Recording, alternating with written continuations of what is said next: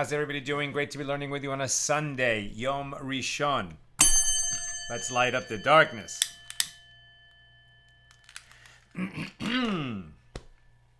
Who's in the house?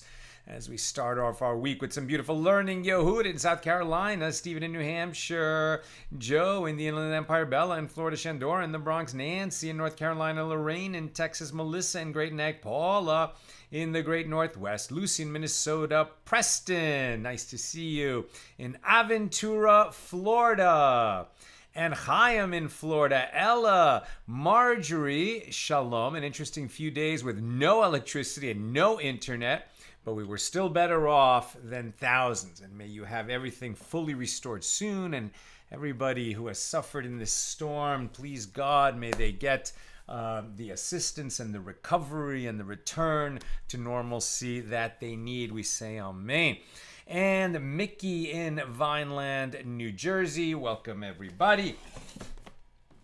So a shortened week with Rosh Hashanah starting Wednesday night. So the plan as of now, and we'll probably stick to it, and we'll post the schedule on the Facebook page. But pretty sure that we'll have normal class on Monday and Tuesday. Then we'll do the Friday schedule on Erev Rosh Hashanah. So Wednesday we'll have the class at noon Pacific. And then we'll have no class on Thursday and Friday. And then we'll resume Saturday night, Motzi Shabbos, same like we always do when Shabbos ends here in LA. The following week is going to be Yom Kippur. This year, Yom Kippur is on Shabbos. So Yom Kippur will begin Friday evening and last all through Saturday. So I think we'll be able to do the regular class Erev Yom Kippur, so Friday at noon. And then the following week after that, it'll be Sukkot. And the first days of Sukkot, or some say Sukkot, will be on the same schedule as Rosh Hashanah. So we would have the class on Wednesday at noon, and then we'll be off Thursday and Friday, both at the beginning of Sukkot and at the end of Sukkot. We'll publish all that on the Facebook page, but just to give you a sense of what is coming. Okay, here we go. Our daf today, nice round number, page 100. In Tractate Bava Basra, the 23rd volume of the Talmud. We're working our way through chapter 6 here, and in this latter part of chapter 6, the Mishnas tend to come fast, right? Short Mishnas with short Gemaras of commentary. Okay, 100a, right near the top, continuing our discussion of Mishnah number 7, about a person who had a public thoroughfare going through his field, and it was inconvenient for him to split his field in two with this public thoroughfare running right through the middle. So he wanted to give the public an alternate route along the side of his field, still on his property, but so then the rest of the field would be contiguous. So in most cases, this is not going to work. And not only is it not going to work, but if he gave them a path along the side of his field and they started using it, then the public keeps that public thoroughfare along the side of his field, but he's not able to take the public thoroughfare in the middle of his field. He's going to end up having two roads through his property. So what's with that? Let's read a little more. The Mishna teaches that if a field owner provides an alternative thoroughfare through his field for the public to use, the public may use both thoroughfares. Now the Gemara suggests, but let him say to them, okay, so take your original thoroughfare back and give me my thoroughfare that I provided you along the side of my field.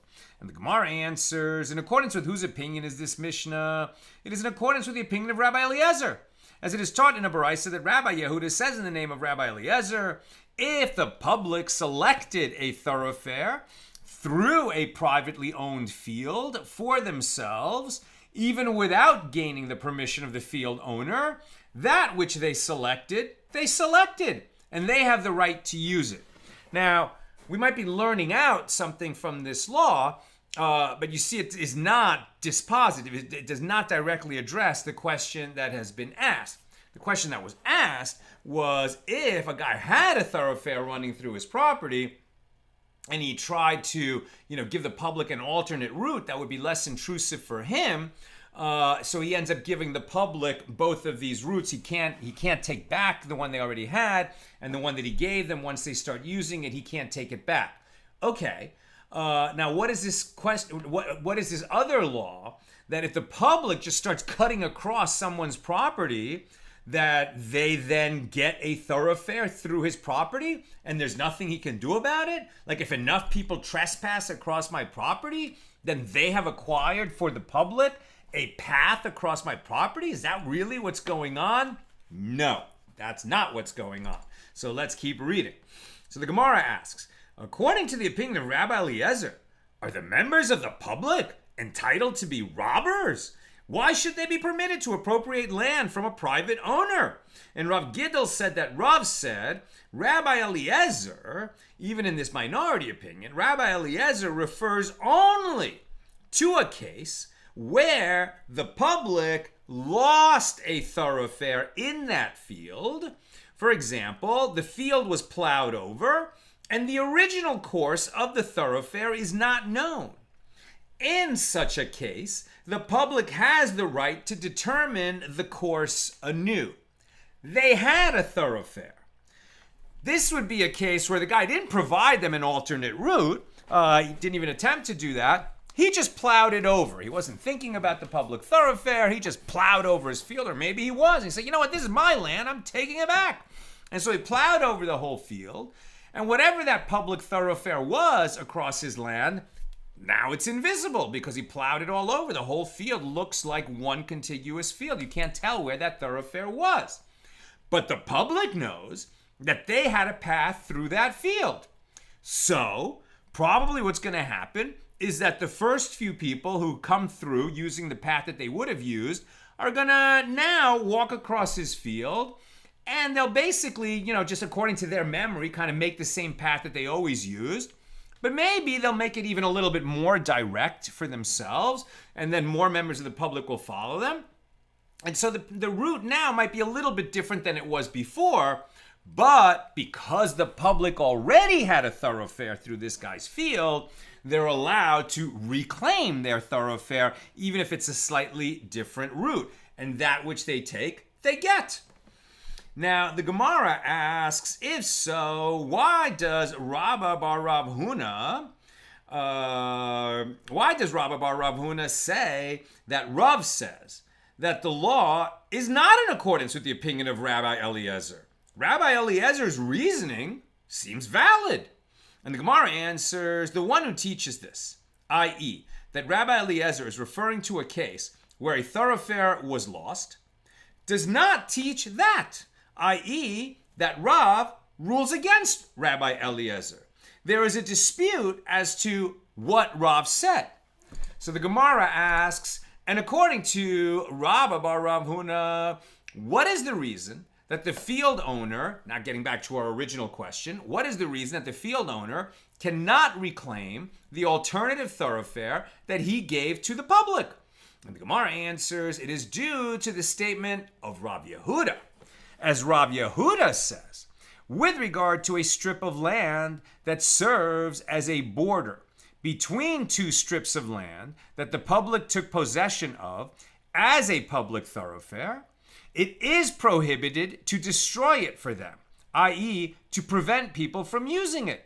So accordingly, in the case of the Mishnah, where the field owner actually provided the public with a thoroughfare, he may certainly not take it back. Right. It is prohibited to destroy it for them. Right. If they have a thoroughfare through your land, it is prohibited to destroy that thoroughfare. The public already has that thoroughfare. You can't take it away. So the fact that you wanted to give an alternative doesn't allow you to take away the first thoroughfare. And if you thought that you could do that and you provided this alternative thoroughfare and they started using it, well, you gave them a thoroughfare. And now that you gave it to them, you can't take it back. And that's why they end up with two thoroughfares through your land. So the Gemara asks, and according to Rabbi Eliezer, through what means does the public acquire the thoroughfare that they choose, right? So going back to this idea that he plowed over the whole field and now the public is just going to go through his field, and whatever it is, whatever path they start taking through his field, that's the path that the public gets. So according to that opinion of Rabbi Eliezer, why is it that the public can choose the route? Okay, the public is entitled to a route because they had one. Why is it that they can now change the route if it seems more convenient? You know, maybe the way the route was through this field was when the town, you know, was very small and most people were going to the main part of the town, but the town has grown and most people who are going to town are going to another part of town where, you know, the new shopping mall is, and they will tend to cut, you know, to veer off, and that's why the path changed if he plowed over the field and the new path is a little different. But the new path is a new path. Why not just say, well, the owner had no right to destroy the old path, and so they get the path that they had? Why are we going to say that the public can take a new path? By what means, what kinyan, right? What formal act of acquisition do they get the new route, the new path through his field? That's what we're asking. And the Gemara answers, by means of walking on that thoroughfare. Since they're walking that path, that's how they acquire it. As it is taught in a baraisa, if one walked along a field's length and its breadth, he has acquired the area inside where he walked, as walking is an effective acquisition, an effective active acquisition. That doesn't mean you could just walk through somebody's field and then you own it, obviously not. But if you gave somebody money for a field, you have to make a kinyan, right? You have to now formally acquire it so that it has passed to you, and now you're the one, you know, if something goes wrong, you're liable until the seller delivers it to you. Even if the money has changed hands, it's still under his control, and if something goes wrong, he's liable for that. So we talked many times about kinyan, the formal act of acquisition. And normally we said that, you know, how do you acquire land? I mean, it can be a bill of sale, or the person can start working the land, right? The formal act of acquisition is some act of improvement on that land. Now we're hearing a different form of acquisition. Somebody purchases a field. When does he formally acquire it? When he walks the length and breadth of that field. Is that a valid act of acquisition?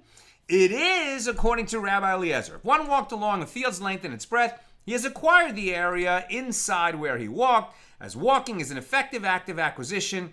This is the statement of Rabbi Eliezer.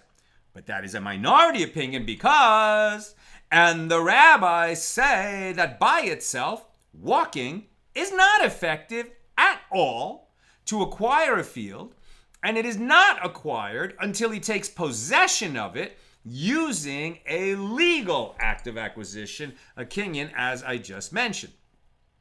Rabbi Elazar said, not Eliezer, but Elazar. Rabbi Elazar said, what is the reasoning of Rabbi Eliezer?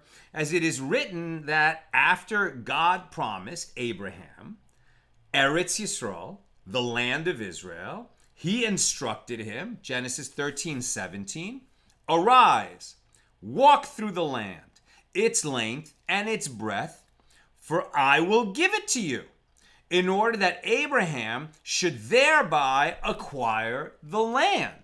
So it seems like, according to Rabbi Eliezer's view, God gave the land to Abraham's descendants in the covenant at that moment. And how did Abraham acquire it? By walking the length and breadth of the land. So it must be that walking is a valid king and a legal act of acquisition. But why do the rabbis who disagree with Rabbi Eliezer, why do they disagree? And the rabbis say that by itself, walking is not effective at all to acquire a field. And the rabbis, how do they interpret this verse, Genesis 13:17? They hold that there in Genesis, it was due to God's love of Abraham that he said to him to do this, in order that it would be easy for his descendants to conquer the land, right? At the time that Joshua led the children of Israel out of the wilderness and into the Holy Land, at the time that they really took it, right? They formally acquired it by defeating the, idolatrous, child-sacrificing, barbaric tribes that were there with God's help, and defeated them in battle and took the land then. So it's not that Abraham had acquired the land 400 years earlier, but rather that act, that gift from God to Abraham would be recorded in the tribal history, as it were, and then, of course, in the Torah, and it would inspire the children of Israel as they entered the land. Abraham's walking was to demonstrate the divine promise and thereby emphasize his descendants' claim to the land. But it did not effect a legal acquisition of it. Rabbi Yosei, the son of Rabbi Hanina, says the rabbis concede to Rabbi Eliezer with regard to a path that passes through vineyards, since, they concede with regard to a path that passes through vineyards, that since the path is made only for walking on it, it can be acquired by means of walking on it, right? When you're not getting a field, when you're not taking a nation, when you're not acquiring a nation, when you're not acquiring a field, when what you're acquiring is a path, well, then how is a path used? By walking on it. So that's why walking can be a kinyan if what's being acquired is a walking path. The Gemara relates an incident involving, and that's why the rabbis concede to Rabbi Eliezer, and that's why it is the law that if one plowed over the thoroughfare through his land that the public was using, and they start walking through it again, and the route changes, they have acquired it because they walked on a path that they had a right to walk through that field since they had it before, and now they've changed the route. This is something that the owner did to himself when he plowed over the old route. He took the chance that the public would now select a new route. Now, the Gemara relates an incident involving the allocation of a path through a vineyard. When people came before Rav Yitzchak Bar Ami for judgment with regard to the width of a path through a vineyard that someone had purchased, okay? Someone purchased a path through a vineyard. Presumably, they didn't specify exactly the route of the path, how wide the path would be, etc. And that's why it ended up in a Beis Din, right, in a rabbinic court for litigation, because they didn't specify. They just said, I'm selling you the path. So what does path contain? What does path imply legally? They came before Rav Yitzchak Bar Ami, and he said to them, give him a path wide enough so that one can carry a load of vine branches along it and is able to turn around while holding them. The Gemara comments, and we said this only in a case where the sides of the path are bounded by a fence, which would physically prevent a person from carrying a load of vine branches that are wider than the path. and therefore, if necessary, the path must be widened by breaking down the fence. But where the sides of the path are not bounded by a fence, a person carrying a load of vine branches will not be prevented from passing along it and turning around at any point in the path. And consequently, he only needs to be given a path wide enough so that he can lift up one foot and place it in front of the other foot. And it's just a walking path. Just, room for his feet to walk on that path. Even though he might be carrying something that's wider than that and he needs to turn around, he'll be able to do that as long as the path isn't fenced in. New subject. The Mishna teaches the standard width of a private path is 4 cubits. And it is taught in a baraisa. Acherim say, right, we know that's Rabbi Meir, a private path is wide enough so that a donkey can pass on it with his load. Rav Huna says the law is in accordance with the opinion of Acherim. And it is taught in another baraisa, the judges of the exile, and this is understood to mean Shmuel and Karna, the judges of the exile say that the standard width is 2.5 cubits. And Rav Huna says the halacha, the law, is in accordance with the opinion of the judges of the exile. And the Gemara asks, but doesn't Rav Huna say that the halacha, the law, is in accordance with the opinion of Acherim? And the Gemara resolves this contradiction. This definition and that definition are the same measure. The Mishnah teaches the standard width of a public thoroughfare is 16 cubits. The sages taught in a baraisa the standard width of a private path is 4 cubits. The standard width of a road that goes from city to city is 8 cubits. Now we're on 100b. The standard width of a public thoroughfare is 16 cubits. And here's the big highway, a road leading to one of the cities of refuge, an Ir Miklat, must be at least 32 cubits wide. And Rav Huna said, what is the verse from which this is derived? As it is written with regard to the cities of refuge, you shall prepare for yourself the way and divide the borders of your land that the Lord your God caused you to inherit into 3 parts, so that here the translation is manslayer, some say manslaughterer, right? This is the case of accidental homicide, but not pure accident, right? If it was pure accident, circumstances completely beyond his control, so then the sentence is not exile. But this is somebody who, the case given in the Torah is that somebody who's swinging an axe, and when he does his backswing, the head of the axe flies off. Presumably it was a poorly maintained axe. And when that axe head flies off, hits someone in the head and kills him. So then this person is the manslaughterer. And there were in ancient Israel 6 cities of refuge among the 42 Levite cities. These were Levite cities, 6 of the 48. So there were 48 Levite cities, and 6 of them were cities of refuge, and the manslaughterer could flee there. And once he was in the city of refuge, the avenger of blood, meaning the family member of the person who was killed, would not be permitted to take vengeance, to kill the manslaughterer. Now, that's fascinating for many reasons.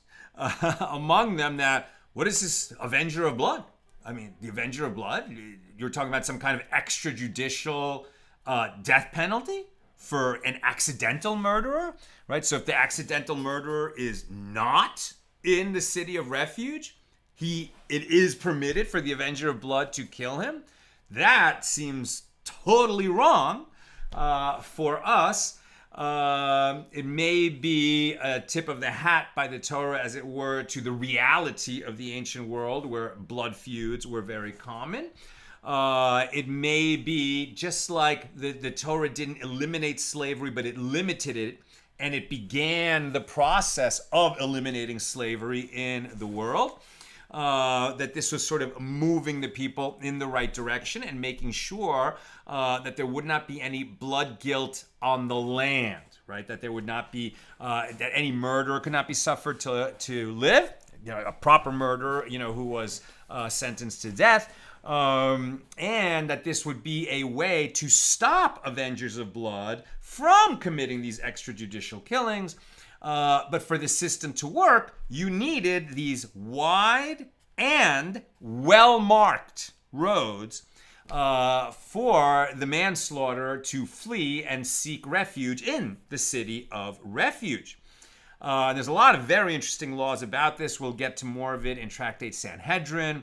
Rambam talks about it quite a bit in his volume on the laws of killing and what is murder and what is killing and what is just an accident beyond control. That's beyond the scope of today's class, but we'll certainly be talking more about that in Tractate Sanhedrin.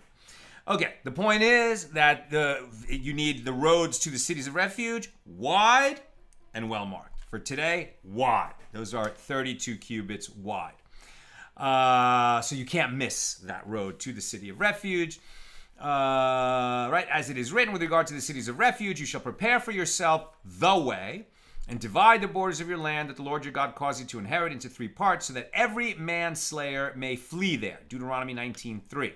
Instead of simply stating, you shall provide a way, it says the way, to indicate that the road must be twice as wide as a standard public thoroughfare.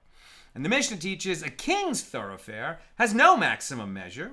And the Gemara explains this is because the law is that a king may breach the fence of an individual in order to create a thoroughfare for himself, and none may protest his actions. The Mishnah teaches the path for those accompanying a deceased person to a grave has no maximum measure. And the Gemara explains this is due to the honor of the deceased. Here we're talking about where somebody purchases a grave and a grave site, and then they also purchase a path through somebody else's property, somebody else's field to reach the grave.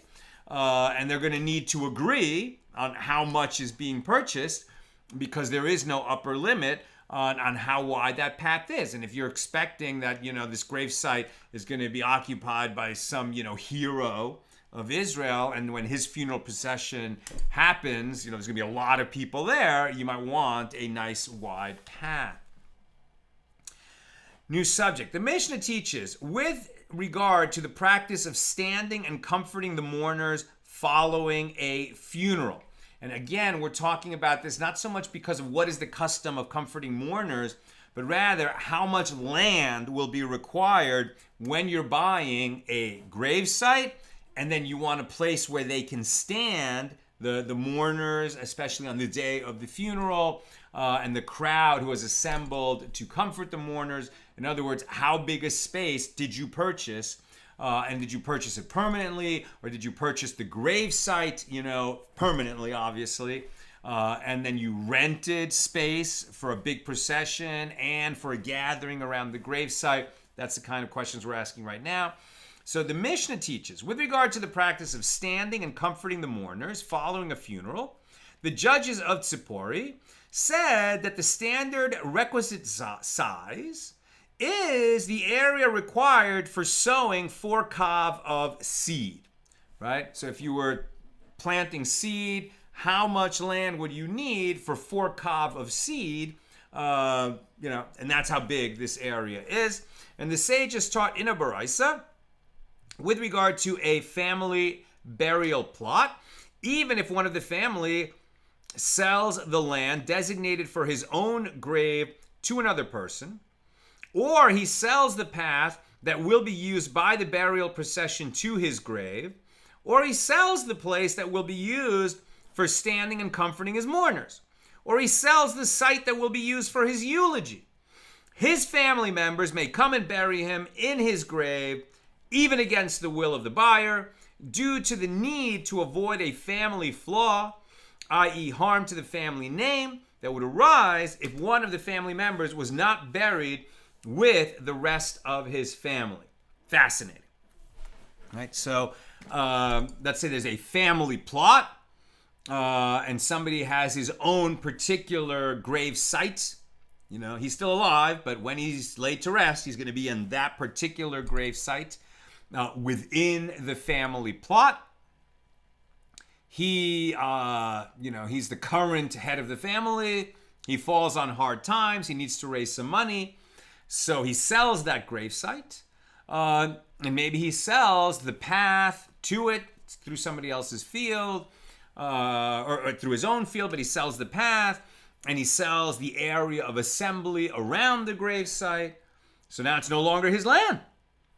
When he dies, the family who didn't know that he sold it, and now plans to bury him along with the other family members of previous generations. And then the new owner of the land comes and says, well, you can't bury him there. He sold it to me. No, they can bury him there. They can bury him there, even though he sold it, because if they don't bury him there, it could be thought that the reason he's not being buried with the rest of the family is not that he fell on hard times and sold it, but rather that there's something wrong with him. Maybe he's a mamzer. Not that mamzers can't be buried in Jewish cemeteries, but it might be thought that something's wrong with him, and that would impact his children and their ability to get marriages, or the grandchildren to get marriages, etc. So if the family wants to bury this guy in the family plot, they can do so.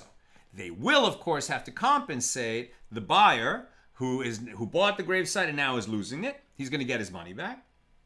And in terms of the path, etc., that they don't have to necessarily get back and give money back for that, but they're going to get the right to use it to access this gravesite. So let's keep reading. The sages taught in a Baraisa, on their return from the burial, the mourners would stop after traveling a short distance and would sit to bewail the loss of the deceased. And they would then stand and continue journeying for a short while and then repeat the procedure. And the mourners perform no fewer than 7 standings and sittings in honor of the deceased. These 7 correspond to the 7 references to vanity. In the verse, vanity of vanities, says Kohelet from Ecclesiastes, vanity of vanities, all is vanity. That's Ecclesiastes 1:2. Counting the plural term vanities as 2 references, that's how they get 7. Meaning, we're reminded at a time of a funeral that this world, let's not get too hung up on what goes on here. This is the antechamber to eternity. So as terrible as it is that we've lost this loved one, okay, so the loved one is on to eternity, and we're still here, and we should consider at this time when we are really moved what's important in this world and what is not important. This custom of stopping and the mourners stopping and wailing and the people comforting them, that they stop 7 times as they leave the grave, this is uncommon and really almost not practiced in modern times. It was more practiced in the ancient world. There's a similar concept that there are pauses on the way, let's say, from the hearse to the grave or from the funeral chapel to the grave. There are pauses then, but not this as when people are leaving. Rav Acha, the son of Rava, said to Rav Ashi, how do they perform this ceremony? And Rav Ashi said to him that it is done as it is taught in a Baraisa. Rabbi Yehuda said that in Judea, initially they would perform no fewer than 7 standings and sittings in honor of the deceased. One of the procession would make a statement such as, stand, dear friends, stand, after which the mourners would continue on their journey to their home, and then he would say, sit down, dear friends, sit down, at which point they would sit. And the rabbi said to him, if so, that this is all that the practice entails, then it should be permitted to do so even on Shabbos, since there is no explicit eulogy or mourning, whereas the custom is not to do so on Shabbos. And the Gemara relates, the sister of Rami Bar Papa was married to Rav Avia. And when she died, Rav Avia performed the practice of standing and sitting for her. Rav Yosef said he erred in 2 matters. He erred, right, E-R-R-E-D, he erred, made a mistake, as the ceremony is to be performed only with the participation of close family members, and he performed it even with a distant relative. And he erred again, as mourners should perform this ceremony only on the first day of mourning, the day of burial, and he performed it on the 2nd day. I'm almost done. Questions or comments, please get them in now. Abaye said he also erred in this, as mourners should perform the ceremony only in the cemetery, but he performed it in the city. And Rava said he also erred in this, as the mourners should perform it only in a locale where people are accustomed to this practice. But there, where he performed it, it was not the custom to do so. Now, the Gemara raises an objection to the claims of Rav Yosef and Abaye from the Baraisa that was cited above regarding Shabbos. The rabbi said to him, if so, that this is all the practice entails, then it should be permitted to do so even on Shabbos. And the Gemara now explains its objection. And if you say, as Abaye did, that the ceremony should be performed only in the cemetery, or as Rav Yosef did on the first day, then how could it occur that the ceremony would be performed on Shabbos? What would anyone want to be doing in a cemetery on Shabbos when it is prohibited to perform a burial? And the Gemara explains it could happen in a city that is close to the cemetery, and this is a case where they brought the deceased for burial at twilight just before Shabbos started, Friday late afternoon, so that the return journey would be taking place after nightfall when it's Shabbos already. As I said, we don't get into this issue because we don't have that custom anymore. And that concludes our discussion of Mishnah number 7 here in chapter 6. God willing, we'll pick it up tomorrow at the regular Monday time, 6 p.m. Pacific, with Mishnah number 8. A couple of questions. Shandora. Sounds like desire paths that form when people naturally take a shorter path, regardless of the signs saying, stay off the grass. Right. Is that a term that I'm not familiar with that? Desire paths, that's what they're called? Or are you just saying these paths were desired? I'm not familiar with that phrase, but very interesting. But you get it. Preston. Looks to me like eminent domain originated with this Mishnah.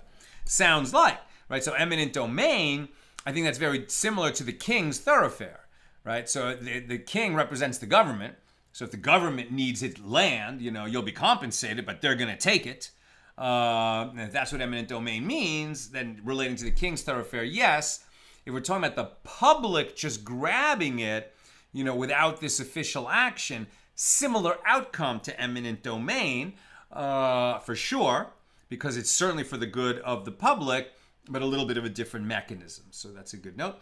Bill, question. Let us say Bob has a public thoroughfare through his land, and he decides he wants to reappropriate it and offer an alternative. He can do this, he thinks, because the alternative that he's offering is, so far as he knows, better than what they have now. And for the most part, he's right. Almost everyone who uses the path likes the new one better. It saves them a minute or two, is on a less steep incline, or some such reason. In all of town, only Alice doesn't like it. She wants the old path, even though she isn't inconvenienced by the new path.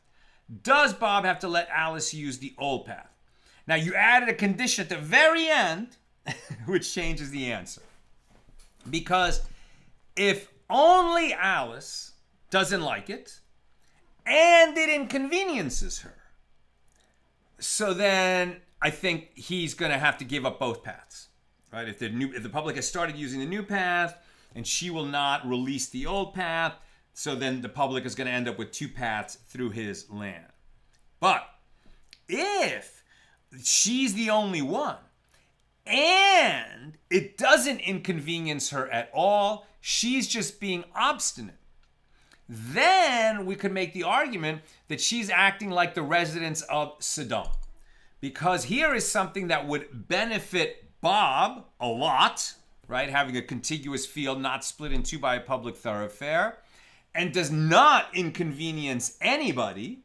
And so somebody just being obstinate like that, that's called acting like the residents of Sodom. And in that case, I think that the Beis Din might step in and say, Alice, you're out of luck. You're being obstinate, and we're going to award this to Bob based on this principle. But that is a principle, that requires litigation and a ruling of the court, etc., and is not so easy to prove, because she can say, well, it does inconvenience me. It's not that it's without inconvenience. There's some, she could give some reason why it's an inconvenience, and it's not just an obstinacy. But good analysis. Lucy, How many people need to walk on the path for the path to become public? If most people use one path through a field and a few people use another path, are both paths acquired by the public? Now, remember that they don't have a right just to acquire a path, right? That public thoroughfare had to be there from the beginning. How did it get there, right? At some point, it became a public thoroughfare. Now, did it become a public thoroughfare just because everyone was trespassing? We read earlier that it seems not. People can't just rob. They can't just trespass and acquire for the public. So at some point, perhaps the field was so unused that even though it was private, it wasn't hurting the guy at all. And the public really benefited from it. And so it would have been acting like the residents of Sodom for him to refuse. And that's how they acquired it.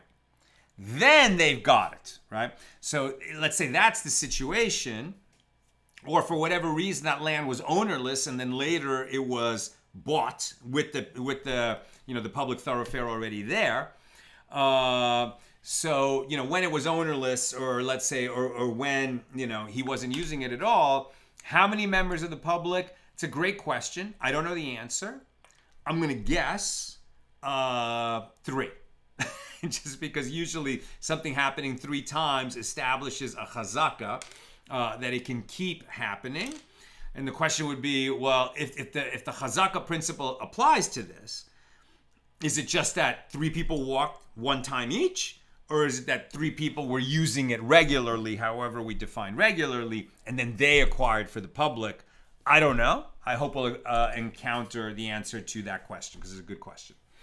And finally, Joseph, one major lesson I've learned in all this tractate is to be clear with any business. Yes.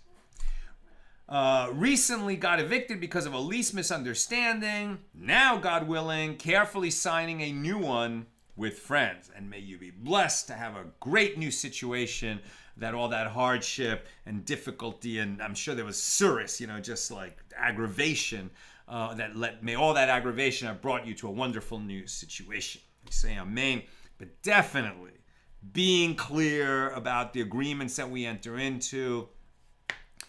And I did go to law school. I was a lawyer briefly, just for 1.5 years in my youth.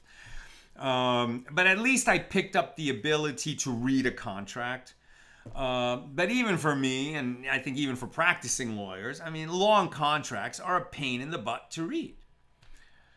But you got to read them. And of course, if you have no legal training, reading that verbiage, even if you read it slowly, does not mean you understand it.